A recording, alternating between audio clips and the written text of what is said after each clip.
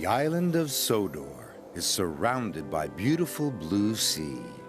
It has fields of green and sandy yellow beaches. There are rivers, streams, and lots of trees where the birds sing. There are windmills and a coal mine, and docks where visitors to the island arrive. The island also has lots and lots of railway lines. Who's that puffing down the track? It's Thomas! Hello, Thomas! Hello, everybody! Welcome to the island of Sodor.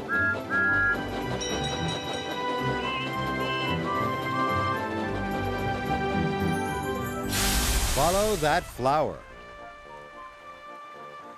Every day is a busy day for the engines of the Narrow Gauge Controllers Railway. They toot hello as they pass each other on the hills. Huff and puff at the transfer yards, and push and pull freight cars at the wharf. Early one morning, Thomas was at the wharf. He liked the wharf. It was busy, and he met a lot of his friends there. But today, Thomas was shunting trucks, and the trucks were being especially troublesome. It was taking all of Thomas's puff to keep them in order. Then James arrived.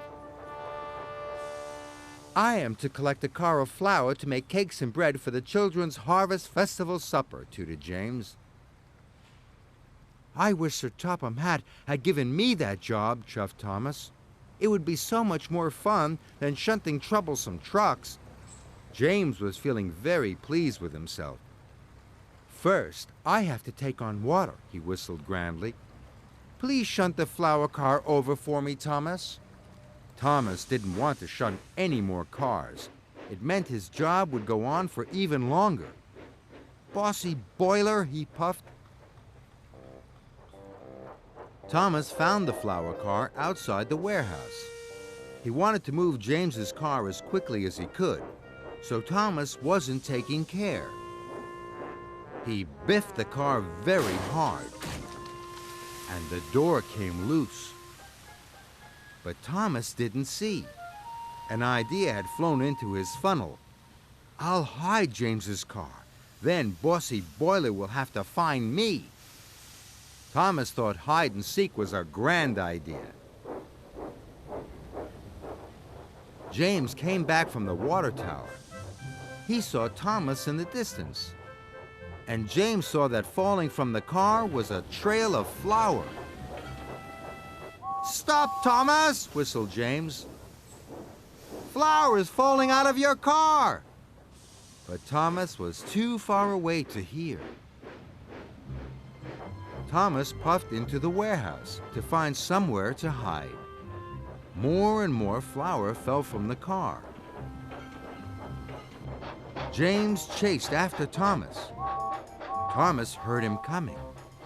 "How does he know where I am?" thought Thomas. "Thomas! The flour!" whistled James. But Thomas couldn't hear him.